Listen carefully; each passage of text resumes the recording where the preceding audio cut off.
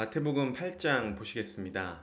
8장에서는 예수께서 여러 가지 표적을 보여주시는 장면이 등장을 합니다. 여기에는 어떤 의미가 있는지 본문을 통해서 확인해 보겠습니다. 예수께서 산에서 내려오시니 수많은 무리가 따라서 내려옵니다. 5장에서 7장까지는 예수께서 산 위에 올라가셔서 제자들에게 이 복음에 대해서 또 율법에 대해서 가르쳐 주셨습니다. 그 율법의 가르침의 핵심은 바로 예수께서 그 율법을 성취하는 주인공이자 주체로 오셨다라는 사실을 말씀을 하는 거였죠. 그 7장 마지막에 보면 서기관과 바리새인과 달리 예수께서는 권위 있는 자로 그들과는 구별점을 보여주셨습니다. 그 구별점이 있다라는 것은 단순히 어떤 율법을 가르치는 것뿐만이 아니라 그것을 온전한 의미를 드러내셔서 가르치고 또 온전하게 성취까지 하시는 모습을 보여주시는 것입니다. 그렇기 때문에 이제 8장부터 10장까지 등장하는 여러 가지 표적의 목적은 무엇이냐면 바로 예수께서 그 모든 표적을 성취해 주심으로써 참 선지자, 온전한 선지자라는 사실을 보여주시는 것입니다. 왜냐하면 그 선지자의 주요 임무가 무엇이냐? 바로 가르치는 것과 표적을 시행하는 것에 있기 때문입니다. 그래서 이제 산에서 율법의 참 의미, 본래의 의미, 그 깊은 의미까지 다 드러내신 다음에 이제 산에 내려오셔서 그의 선지자에 걸맞는 이제 표적을 성취해 주십니다. 2절 한 나병 환자가 나와 절하며 이르되 주여 원하시면 저를 깨끗하게 하실 수 있나이다 하거늘. 첫 번째 표적 사건은 나병 환자를 치유하는 것입니다. 나병 환자라는 것은 뭐 악성 종기, 심각한 피부병으로서 어떤 뭐 자연적인 치유나 이런 것으로는 이제 치유가 불가능한 상태입니다. 뭐 죽음에 임박한 그런 상태이죠. 그런데 아마 이 나병 환자는 믿음이 있던 걸로 보입니다. 그동안 예수께서 세례 요한과 맞물려서 어떤 사역하셨던 내용과 또 산상순 산에서 가르치시는 그런 내용들이 벌써 주변에 전파되면서 그가 바로 구약에서 언약된 메시아이다라는 사실을 받아들이는 자들이 이제 생겨나는 거죠. 나병 환자는 격리되어 있습니다. 그래서 이들은 어떤 군중 속으로, 대중 속으로 들어올 수가 없죠. 그런데 나병 환자는 예수가 이제 구원자라는 사실을 믿었기 때문에 나와옵니다. 목숨을 걸고 나오는 거죠. 그러면서 절을 하며, 뭐 절이라는 것도 어떤 예수의 그 신분에 맞는 왕이시자 선지자이자 제사장이라는 그 신분에 걸맞는 태도를 보여주면서 주여, 신앙적인 고백을 하는 거죠. 주여 원하시면 저를 깨끗하게 하실 수 있나이다 하거늘. 당신이 구원자이시기 때문에, 당신은 생명의 주인이시기 때문에 당신이 마음만 먹으시면 약속대로 저를 얼마든지 깨끗하게 하실 수 있습니다 라는 신앙의 고백을 합니다. 예수께서 손을 내밀어 그에게 대시며 이르시되 내가 원하노니 깨끗함을 받으라 하시니 즉시 그의 나병이 깨끗하여진지라. 이것은 구약의 어떤 규례와는 대비되는 모습을 보여주죠. 이 규례의 경우에는 시간이 필요하고 어떤 방법이 필요하고 과정이 필요한데 예수께서는 즉시 손을 대자마자 바로 나병이 깨끗해지는 모습을 확인할 수 있습니다. 이것은 예수께서 율법의 완성자, 율법의 성취자로 오심으로써 이제는 그 질병을 예수께서 손만 대면 곧바로 낫게 하는 그 표적을 통해서 당신의 정체성을 보여주십니다. 그랬더니 예수께서 이르시되 삼가 아무에게도 이르지 말고 다만 가서 제사장에게 내 몸을 보이고 모세가 명한 예물을 드려 그들에게 입증하라 하시니라. 지금 아무에게도 이르지 말라라는 것은 뭐 이런 기적적인 일, 이적적인 일이 발생을 하면 소문을 내고 사람들에게 알리고 싶은 것이 인지상정인데 예수께서는 오히려 아무에게도 이르지 말라 하시는 거죠. 왜냐하면 그 뒤의 내용이 더 중요하기 때문입니다. 예수께서는 단순히 이런 표적이나 병을 고치는 그 자체의 목적이 있는 것이 아니라 그것을 통해서 드러내고자 하시는 것이 있으신 거죠. 그것이 뭐냐? 제사장에게 가서 내 몸을 보이라는 것입니다. 그러면서 모세가 명한 예물을 드려서 그들에게 입증을 하라. 레위기 14장 2절에, 그러니까 14장 전체에 해당되는 부분인데요. 2절 말씀을 보시면 나병 환자가 정결하게 되는 날의 규례는 이러하니 곧 그 사람을 제사장에게로 데려갈 것이요 라고 하면서 이 14장에서는 나병 환자가 어떻게 정결하게 될 수 있는지 그 규례에 대해서 명하고 있습니다. 그러니까 본인이 나병 환자가 몸이 나았다라는 것을 이제 제사장이 입증을 해주는 것이죠. 그렇기 때문에 이 4절에서 예수께서 아무에게도 말하지 말고 지금 중요한 것이 있다. 그것이 뭐냐? 바로 나병 환자가 병 고침을 얻었다라는 것이죠. 규례를 통하지 않고, 즉 규례 자체가 되시는 예수 그리스도께서 이 나병 환자를 치유해 주심으로써 예수가 율법의 폐기론자나 율법을 부정하는 그 부정론자가 아니라 바로 예수는 구원의 주체로서 당신이 이 율법을 성취하는 것을 통해서 그 신분, 당신의 정체성을 보여주시는 대목으로 이해할 수 있습니다. 5절 보시면 예수께서 가버나움에 들어가시니 한 백부장이 나와 간구를 합니다. 가버나움은 이 이스라엘의 북쪽에 있는 그 지역의 한 도시를 가리키죠. 갈릴리의 한 도시인데 한 백부장이 나와서 간구를 합니다. 이 백부장은 유대인이 아니죠. 로마인입니다. 로마인으로서 한 100명 정도의 군사를 다스리는 어떤 하급 장교, 중급 장교 이런 신분을 가진 그래도 이 유대인과는 비교할 수 없는 아주 고귀한 신분이죠, 당시에는. 그런데 그가 지금 예수께 나아옵니다. 그런데 아마 이 백부장도 예수님의 소문을 듣고 그가 바로 하나님의 아들이신 메시아이다 라는 사실을 깨달은 것 같아요. 그래서 백부장이 지금 예수님을 찾아와서 나와서 이제 간청하고 간구를 하는 거죠. 그러면서 예수님을 뭐라고 고백하냐? 주여, 이렇게 고백을 합니다. 그러면서 내 하인이 중풍병으로 집에 누워 몹시 괴로워하나이다. 그러니까 예수께서 이르시되 내가 가서 고쳐주리라 이렇게 답변을 하시죠. 먼저는 하인이 지금 아픈 상태입니다. 그런데 하인이 아픈데 왜 높은 신분인 백부장이 왔을까? 네, 이 하인이라는 단어를 보면 아주 본인이 아끼고 아들같이 여기는 하인이라는 의미입니다. 그러니까 백부장의 어떤 상속자가 될 수도 있는 것이고 아니면 마음을 다해서 아들처럼 지내는 그런 관계의 하인이 지금 중풍병에 걸린 거죠. 그렇기 때문에 직접 찾아온 겁니다. 중풍병은 현대의 뭐 뇌졸중이나 사지마비 뭐 이런 류의 병으로 추정을 하는데요. 뭐 당시에 당대의 어떤 의학으로는 도무지 이제 나을 수 없는 이것 또한 나병 환자처럼 죽기 직전에 그런 심각한 질병으로 이해할 수 있습니다. 그래서 예수께서는 내가 가서 고쳐준다 이렇게 말씀을 하시는 거죠. 그랬더니 8절 백부장이 대답하여 이르되 주여 내 집에 들어오심을 나는 감당하지 못하겠사오니 다만 말씀으로만 하옵소서. 그러면 내 하인이 낫겠사옵나이다. 예수께서 가시겠다라고 하니까 안 오셔도 된다. 예수님은 너무 존귀하신 분이기 때문에 말씀만 하시면 그 능력으로 내 하인이 나을 수 있다. 난 그것을 확신한다. 이렇게 얘기를 하는 거죠. 나도 남의 수하에 있는 사람이요 내 아래에도 군사가 있으니 이더러 가라 하면 가고 저더러 오라 하면 오고 내 종더러 이것을 하라 하면 하나이다. 예수께서 들으시고 놀랍게 여겨 따르는 자들에게 이르시되 내가 진실로 너희에게 이르노니 이스라엘 중 아무에게서도 이만한 믿음을 보지 못하였노라. 지금 백부장의 이야기는 뭐냐면 예수님이 안 오셔도 말씀만 하셔도 그것이 반드시 이루어진다. 왜냐하면 나도 지휘관이기 때문에 안다. 내가 굳이 그 장소를 가지 않더라도 말만 하면 그 명령이 반드시 이루어지는 그런 속성을 알고 있다. 그러니까 이것을 통해서 지금 예수께서 말씀하면 그것이 그대로 이루어지는 구원의 절대성, 구원의 성격에 대해서 이야기를 한다라고 볼 수 있습니다.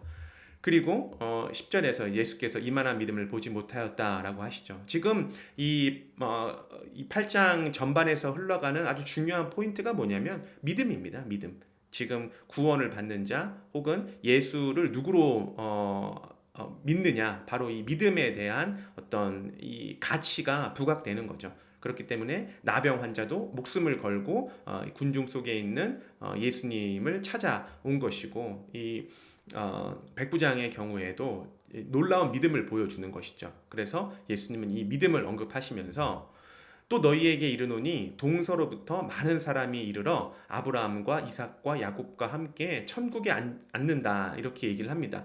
여기서 동서라는 것은 이스라엘 외부를 가리킵니다. 이스라엘 바깥에 있는 그 모든 나라, 그러니까 이방이라고 할 수 있죠. 그 이방에서 많은 사람들이 들어와서 바로 아브라함과 이삭과 야곱과 함께 천국에 앉는다, 구원의 반열에 오르게 된다라는 거죠. 지금 백부장도 마찬가지고 백부장의 하인도 마찬가지고 예수님이 구원해 주셨죠. 그런 것처럼 이제는 이방인이 구원의 반열에 오르게 되었다, 이런 말씀을 하시면서 그 나라의 본 자손들은 바로 이스라엘 백성들을 가리키죠. 그들은 바깥 어두운 데 쫓겨나 거기서 울며 이를 갈게 되리라. 지금 10절에 보시면 이스라엘 중 아무에게서도 이만한 믿음을 보지 못하였다, 이렇게 말씀을 하시잖아요. 그러니까 이것은 대조적으로 예수께서 어떤 수사학적 표현을 하시는 거죠. 정말 이스라엘 중에 한 사람도 믿음이 없었냐? 그렇지는 않죠. 지금 산에 올라가서 많은 사람들이 예수님을 따랐는데 유대인들이 많았습니다. 제자들도 다 유대인이었고, 그런데 이만한 믿음을 보지 못하였다, 이스라엘 중에서는. 그것은 그만큼 지금 믿음의 어떤 중요성을 예수께서 부각을 시켜주시면서 기존에는 이스라엘 사람들이 유대인들이 구원을 받고 이방인들은 구원을 받지 못하고 이런 구도로 이해를 했다면, 지금의 구원의 구도는 무엇이냐? 바로 구원의 성취의 시대, 바로 구원의 주체가 되시는 예수께서 오셔서 이제는 유대인이라고 또 아브라함의 후손이라고 해서 너희들이 구원을 받는 그런 시대는 이제 종결이 되고, 바로 내가 택한 나의 백성, 즉 그리스도의 혈통을 따르는 자들을 이제는 내가 구원을 하겠다라는 그 믿음의 어떤 결정적인 요건을 보여주시면서 이제는 이스라엘 사람들은 오히려 바깥으로 쫓겨나서 울게 되고, 이것은 예수 그리스도를 믿지 못해서 심판을 받는 표현이죠. 심판을 받게 되는 상황을 나타내는 것이고, 또 백부장과 같은, 또 백부장의 하인과 같은 이방인일지라도 그들이 바로 예수를 하나님의 아들이신 그리스도로 믿게 되면 구원을 받게 된다고 하는 그 구원의 대상이 전환이 된다. 유대인에서 이제 이방인의 시대가 열리게 되었다라는 것을 확인할 수 있습니다. 13절, 예수께서 백부장에게 이르시되 가라, 내 믿은 대로 될지어다 하시니 그 즉시 하인이 나으니라. 그래서 이 중풍병이 즉시 낫는 표적을 통해서 예수께서는 구원의 성격, 구원은 절대성이 있다, 그리고 구원의 대상은 누구인가? 바로 이방인의 시대가 열리게 되었다라는 것을 말씀해 주십니다. 이제 베드로 장모 이야기인데요. 예수께서 베드로의 집에 들어가사 그의 장모가 열병으로 앓아 누운 것을 보시고 그의 손을 만지시니 열병이 떠나가고 여인이 일어나서 예수께 이제 수종을 드는 모습입니다. 베드로는 결혼을 했습니다. 그래서 이제 장모 이야기를 하는 거죠. 이 카톨릭에서는 베드로를 초대 교황으로 봅니다. 그런데 현대 교황은 결혼을 하지 않죠. 신부들도 결혼을 하지 않습니다. 그런데 정작 그들이 첫 교황이라고 하는 베드로는 유부남, 결혼을 한 남자였습니다. 이 베드로의 장모가 열병을 앓았는데, 이 열병이라는 것은 어떤 급성으로 뭐 말라리아 같이 그런 열을 얻어서 이것도 마찬가지로 당대의 어떤 의학으로는 치유할 수 없는 죽음에 임박한 그런 질병을 가리킵니다. 그래서 이렇게 앓아 누운 것을 보셨는데 예수께서 손을 만지시니 열병이 떠나가고 예수께 수종한다. 어떻게 보면 굉장히 간단하고 간결한 말씀이라고 할 수 있는데, 이것은 구원의 결과를 보여줍니다. 예수께서 구원을 하시고 그 구원을 받은 제자, 성도들은 어떤 태도가 나타나는가? 바로 예수께 수종을 하고, 여기서 수종을 든다는 것은 섬김의 의미가 있습니다. 그러니까 이 섬긴다는 게 뭐 우리가 출애굽기를 예로 들면 이 애굽 백성들이 출애굽하기 전에 바로 왕을 섬기죠. 그렇게 우상을 섬기는 모습과 또 하나님의 백성 그리스도의 제자들은 누구를 섬기는가? 이 우상, 바로를 섬기는 것이 아니라 바로 예수 하나님을 섬기는 것을 보여주고 있습니다. 구원의 결과가 무엇인가? 바로 예수님께 수종을 든다. 이제 저물매 사람들이 귀신 들린 자를 많이 데리고 오고 예수께 오거늘 예수께서 말씀으로 귀신들을 쫓아내시고 병든 자들을 다 고쳐 주십니다. 그런데 이것은 선지자 이사야를 통하여 하신 말씀에 우리의 연약한 것을 친히 담당하시고 병을 짊어지셨도다 함을 이루려 하심이더라. 이것은 구원의 근거이죠. 구원은 그저 어떤 지나가다가 너 좀 안 됐으니까 내가 구원해 주겠다 이런 우발적이고 또 즉석적인 그런 개념을 훨씬 뛰어넘어서 바로 이미 창세 전부터 하나님이 작정을 하셨고 또 이사야를 통해서 반드시 메시아가 오면 너희들을 구원해 줄 것이다. 그래서 예수께서 당신이 이 구약의 성취자로 오셔서 이 백성들을 구원해 주심으로써 당신의 신분, 당신의 정체성을 입증하시고 증거하시는 모습을 확인할 수가 있습니다. 예수께서 무리가 자기를 애워싸는 것을 보시고 이제 건너편으로 가기를 명하십니다.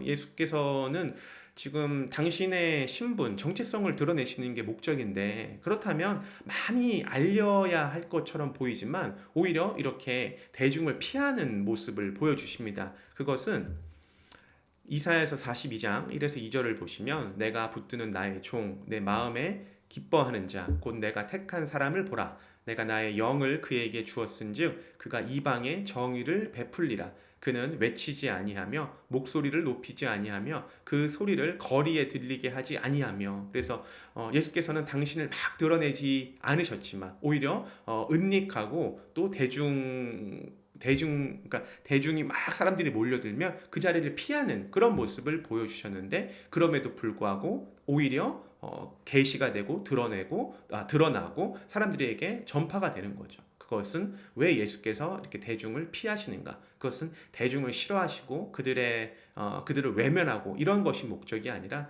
바로 그가 메시아의 정체성 그것을 성취하기 위함이다라는 것으로 볼 수 있습니다. 19절 보시면 한 서기관이 나옵니다. 이 서기관이라는 것은 또 율법사를 가리킵니다. 그 율법을 이렇게 필사를 하거나 그것을 알려주거나 하는 당대의 어떤 지식층 또 고위층이라고 할 수 있죠. 유대인 사회에서.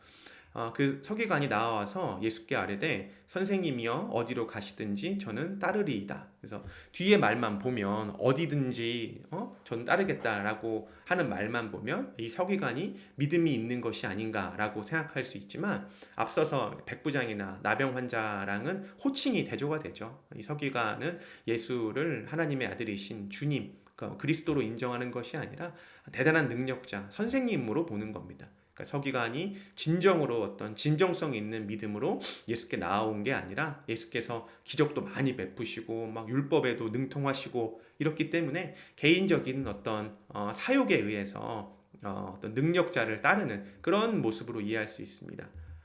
예수께서 이르시되 여우도 굴이 있고 공중에 새도 거처가 있으되 인자는 머리 둘 곳이 없다 하시더라. 그러니까 구원의 방향이라는 것은 그 사람의 진정성이 없으면 결코 구원을 받을 수 없다라는 것을 볼 수가 있고 지금 예수께서는 정중히 거절을 하시는 거죠. 여우도 굴이 있고 새도 거처가 있는데 인자는 머리 둘 곳 없다. 너가 어떤 탐욕을 가지고 나에게 왔지만 내가 너에게 어떤 인간적인 기준이나 세상의 가치나 또 물질적인 부분을 채워줄 수는 없다라고 나는 머리 두고 잘 곳도 없다 이렇게 거절을 하십니다. 이번에는 제자 중에 한 사람이 이르되 주여 내가 먼저 가서 내 아버지를 장사하게 허락하옵소서. 예수께서 이르시되 죽은 자들이 그들의 죽은 자들을 장사하게 하고 너는 나를 따르라 하시니라. 지금 제자 중에 한 명이 아버지가 돌아가신 거죠. 장례를 치러야 되는데 당연히 장례는 아들이 치르니까 이제 예수님한테 허락을 구합니다. 그런데 예수께서 그래 한 2, 3일 갔다 와라. 이것이 이제 인지상정으로 보이는데 그렇게 지금 예수께서 말씀하시는 것이 아니라 죽은 자들은 죽은 자들에게 장사하게 하고 너는 나를 따르라. 그러니까 예수께서 지금 이런 말씀을 하시는 본 의는 뭐냐면 예수를 믿으려면 가족이고 뭐고 다 팽개치고 오직 나만 따라야 돼. 이것을 말씀하시는 것이 아니라 지금 앞선 서기관과 대조적으로 보여지는 거죠. 그러니까 지금 서기관이란 사역을 채우기 위해서 구원 제자를 가장해서 따르려고 하는 자들이고 예수님은 그의 진정성을 파악하시고 이것을 구원을 거절을 하셨죠. 그런데 지금 이 제자는 바로 예수께서 선택하신 사람이죠. 그런데 이 장사라는 것은 어떤 상황의 위급성, 상황의 시급성을 보여줍니다. 이거보다 중요한 일이 없잖아요. 가장 중요한 이 장례를 그것도 아들이 지금 치러야 되는데 그거보다 더 귀한 가치가 있다. 그것이 바로 예수님을 따르는 거다. 그러니까 이것은 이 구원 사역에 대한 선택적인 부분을 보여주십니다. 따르고자 하는 자를 거절하시고 또 지금 위급한 상황에 있는 자를 강권해서 데리고 가시죠. 그래서 구원의 사역은 바로 예수님의 선택적, 예수님 주관에 의해서 결정이 된다라는 것으로 볼 수 있습니다. 배에 오르심에 제자들이 이제 따라갑니다. 바다에 큰 놀이 일어나 배가 물결에 덮이게 되었을 때 예수께서는 주무십니다. 그 제자들이 나와 깨우며 이르되 주여 구원하소서 우리가 죽겠나이다. 예수께서 이르시되 어찌하여 무서워하느냐 믿음이 작은 자들아 하시고 곧 일어나사 바람과 바다를 꾸짖으시니 아주 잔잔하게 되거늘 그 사람들이 놀랍게 여겨 이르되 이가 어떠한 사람이기에 바람과 바다도 순종하는가 하더라. 지금 처음부터 끝까지 예수님은 다 기적을 보여주시고 표적을 보여주시고 초자연적인 일을 보여주십니다. 그런데 그 사건에 각각 개별적인 의미가 다른 거죠. 지금 이 상황은 뭐냐? 파도가 엄청 치는 겁니다. 배를 타는데. 그런데 지금 예수님은 평안하게 주무시는 것이고 또 제자들은 막 무서워서 공포에 질려서 예수님을 깨워서 이거 좀 상황 좀 해결해 달라 이런 불신앙적인 모습을 보여주는 겁니다. 예수께서는 뭐 나는 뭐 폭풍우가 쳐도 배에서 잘 수 있는 뭐 그런 사람이다 이런 걸 보여주시는 게 아니죠. 이것은 바로 예수님의 상태입니다. 예수님 지금 배라는 딱 한정된 공간에서 파도가 치고 노을이 일어난다는 것은 막 배를 곧 덮쳐가지고 죽음에 처하는 그런 위기적인 상황을 가리키는데 예수님은 평안하신 거죠. 그 말은 무슨 말이냐? 바로 예수님과 동행하는 곳, 예수님과 함께 있는 곳, 예수님이 거하시는 그곳의 상태가 무엇이냐? 바로 안식과 평안이라는 거죠. 그러니까 구원을 받은 결과 그 상태는 막 착취를 당하고 노동력을 빼앗기고 불안하고 이런 상황이 아니라 예수와 함께 있으면 그곳이 곧 안식이고 예수 안에 있으면 그곳이 곧 평안이다라는 구원의 결과를 보여주는 것이죠. 그러니까 예수께서 그 바다와 파도 이것은 다 눈에 보이는 외부적인 것들이죠. 그런 것들은 얼마든지 예수께서 잔잔하게 하심으로써 바로 당신이 안식의 주관자이다라는 것을 통해서 구원의 결과, 구원의 상태를 확인할 수 있습니다. 이번에는 또 예수께서 건너편 가다라 지방에 가심에 이것은 이제 더 작은 지역입니다. 더 작은 지역으로 들어가셔서 가버나움보다 더 작은 지역 지방에 가심에 귀신 들린 자 둘이 무덤 사이에서 나와 예수를 만나니 그들은 몹시 사나워 아무도 그 길로 지나갈 수 없을 지경이더라. 이에 그들이 소리질러 이르되 하나님의 아들이여 우리가 당신과 무슨 상관이 있나이까 때가 이르기 전에 우리를 괴롭게 하려고 여기 오셨나이까 하더니 여기서 이제 귀신 들린 자들이 하나님의 아들이라고 고백하는 것은 그의 어떤 신분을 알아보는 영물이기 때문에 그의 신분을 알아보는 거지 당신은 정말 하나님의 아들로서 내가 믿습니다. 이런 신앙적인 고백은 아닙니다. 그러니까 우리를 괴롭게 하려고 우리를 심판하려고 여기 오셨나이까 이렇게 이야기를 하는 거죠. 마침 멀리서 많은 돼지떼가 먹고 있는지라 귀신들이 예수께 간구하여 이르되 만일 우리를 쫓아내시려면 돼지떼에 들여보내 주소서 하니 그들에게 가라 하시니 귀신들이 나와서 돼지에게로 들어갑니다.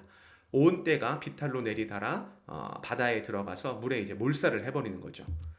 그랬더니 치던 자들이 달아나 시내에 들어가 돼지를 치던 자들이 달아나 시내에 들어가 이 모든 일과 귀신 들린 자의 일을 고하니 온 시내가 예수를 만나려고 나가서 보고 그 지방에서 떠나시기를 간구하더라.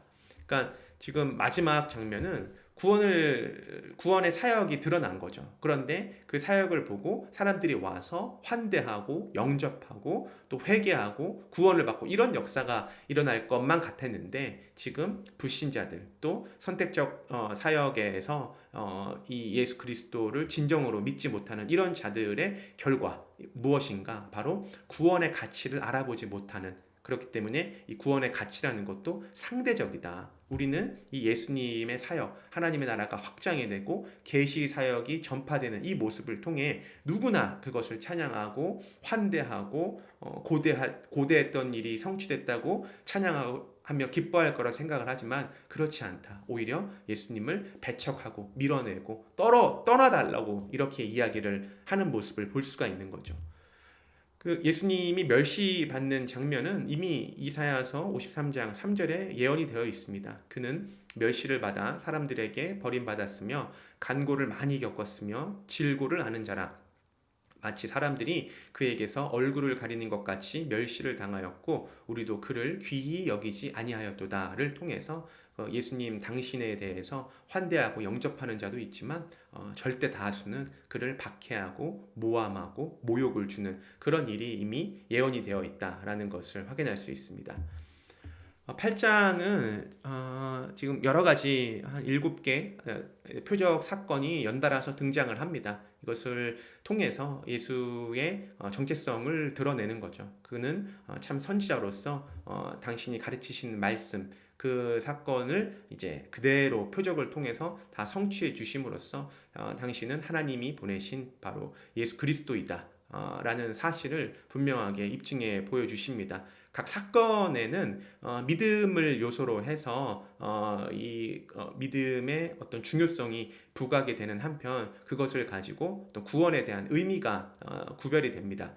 나병 환자의 경우에는 예수께서 그 나병 환자를 치료해 주신 다음에 제사장에게 가서 그 예물을 드리고 증거를 받으라고, 증거가 되게 하라고 하시죠. 이것을 통해서 예수는 구원의 주체로서 율법의 성취를 통해서 그 자격에 합당하신 분이심을 드러내 보여주셨고, 이 중풍병자 같은 경우는 구원의 절대성, 구원의 성격을 보여주는 거죠. 예수께서 말씀만 하시면 그것이 반드시 이루어진다라는 절대적인 성격과 또 이방인의 구원의 시대가 열리고 오히려 본 자손들은 바깥 어두운 데 가서 일을 가는 그런 심판의 시대가 열리게 되는 것을 볼 수가 있습니다.